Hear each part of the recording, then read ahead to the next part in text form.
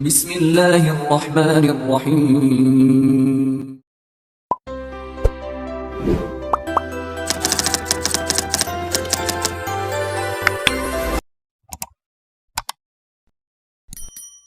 جب آپ کی موت آئے گی آپ سب برابر ہو جائیں گے، پھر بڑا چھوٹا وہاں اللہ نے کرنا ہے۔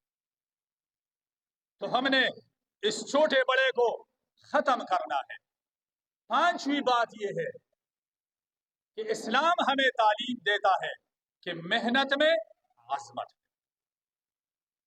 اگر آپ کو معیشت کی فکر ہے، روٹی کی فکر ہے، عزت کی فکر ہے، تو آپ کو محنت کرنی پڑے گی، کیونکہ محنت کے اندر عظمت ہے اور عزت ہے۔ جو قومیں محنت کر رہی ہے وہ دنیا میں آج دنیا پر حکمرانی کر رہے ہیں۔ جو قومیں تیار خور ہو، دنیا کی کمائی ہوئی چیزوں کے انتظار میں ہے، اور وہ کہ مجھے تیار ملے گا، شریعت اس سے منع کرتے ہیں۔ اور محبوب خدا رسول اللہ صلی اللہ علیہ وسلم کے آپ صلی اللہ علیہ وسلم کے پاس ایک مرتبہ ایک صحابی آئے، سلام کیا اور ہاتھ ملایا۔ ہاتھ ملانے کے بعد آپ صلی اللہ علیہ وسلم نے اپنے دست مبارک سے اس کے ہاتھوں کو دوبارہ ایسے چک کیا اور فرمائے کہ بھائی بتاؤ، آپ کے ہاتھ بڑے سخت ہیں، کھردرے ہو گئے ہیں، کیا وجہ ہے؟ تو صحابی فرماتے کہ حضور، میں پتھر کا کام کرتا ہوں، پتھروں کو توڑتا ہوں اور اس سے روزی کماتا ہوں، بچوں کو بھی کھلاتا، خود بھی کھاتا ہوں۔ تو آپ صلی اللہ علیہ وسلم نے فرمایا، الکاسب حبیب اللہ، یہ جو کسب کرنے والا ہے یہ اللہ کا دوست ہے۔ پیسوں والوں کا نہیں بتایا، گاڑی والے کا نہیں بتایا، بنگلے جائیداد والے اقتدار والے کا نہیں بتایا۔ جو اپنے ہاتھوں سے کسب کر کے کمانے والا ہے، اس کو اللہ کے نبی صلی اللہ علیہ وسلم نے پروردگار کا دوست بنایا۔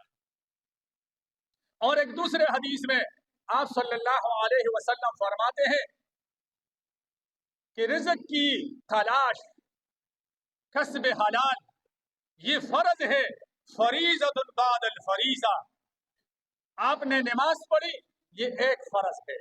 نماز کے بعد باہر جا کے بچوں کے لیے رزق حلال تلاش کرنا، یہ الگ فرض ہے۔ ابھی ایک فرض کے لیے دوسرے فرض کو مت چھوڑا جائے۔ اس وجہ سے جو آج ہم پریشان ہیں رزق کے لیے، اس کے لیے ہمیں پریشان ہونے کی ضرورت نہیں ہے، لیکن اگر ہم محنت کرنا سیکھیں، محنت کرنا شروع کریں، تو انشاءاللہ ہماری معیشت کے جو مسائل ہیں یہ خود بخود حل ہو جائیں گے۔ اور ایسا نہیں، شفیق بلخی رحمت اللہ علیہ ایک بہت بڑے بزرگ گزرے ہیں، وہ فرماتے ہیں کہ مجھے رزق کی تھوڑی سی تنگی محسوس ہوئی تو میں نے سفر کا ارادہ کیا کہ میں یہاں سے کسی شہر میں جاتا ہوں وہاں مزدوری کرنے کے لیے۔ جب میں جا رہا تھا تو راستے میں ایک پرندہ گھرا ہوا تھا، زخمی حالت میں پڑی تھی۔ تو ایک دوسرا صحت مند پرندہ آیا، اس نے دانہ اٹھایا اور اس زخمی پرندے کے منہ میں ڈال دیا، اور یہ کہا کہ وہ صحت مند پرندہ اڑ کے چلی گئی۔ تو میں نے سوچا کہ اس زخمی پرندے کو اگر یہ صحت مند پرندہ رزق دے رہا ہے تو مجھے بھی مزدوری نہیں کرنی چاہیے۔ میں راستے سے واپس آ گیا۔ جب واپس آیا تو اپنے استاد سے ملاقات ہوئی، ابراہیم ادہم رحمت اللہ علیہ سے۔ اس نے پوچھا کہ آپ کے بارے میں تو میں نے سنا تھا کہ آپ مزدوری کے لیے گئے ہیں، آپ تو واپس آ گئے، وجہ؟ تو اس نے فرمایا کہ راستے میں نے پرندے کا یہ سین دیکھا تو اس لیے میں واپس آیا کہ جب اس زخمی پرندے کو رزق بیٹھے بیٹھے مل رہا ہے تو مجھے بھی ملے گا۔ تو استاذ ہوتے ہیں۔ ابراہیم ادہم رحمت اللہ علیہ نے فرمایا کہ اپنے آپ سے زخمی پرندہ مت بناؤ، اپنے آپ سے صحت مند پرندہ بناؤ، خود بھی کھاؤ اور دوسروں کو بھی کھلاؤ۔ کمانے کی عادت بناؤ، بھیک مانگنے کی عادت مت بناؤ، لوگوں کی انتظار مت کرو، بلکہ اپنے آپ کو کمانے والا بناؤ۔ تو میرے بھائیوں، آج سے اگر ہم یہ تہیہ کریں کہ اللہ تبارک و تعالیٰ نے اعلان کیا ہے کہ نحن قسمنا بینہم معیشتہم، اے میرے بندو میں نے تمہارا رزق دنیا میں بھیجا ہے، جا کے آپ اس کو اٹھا لیں۔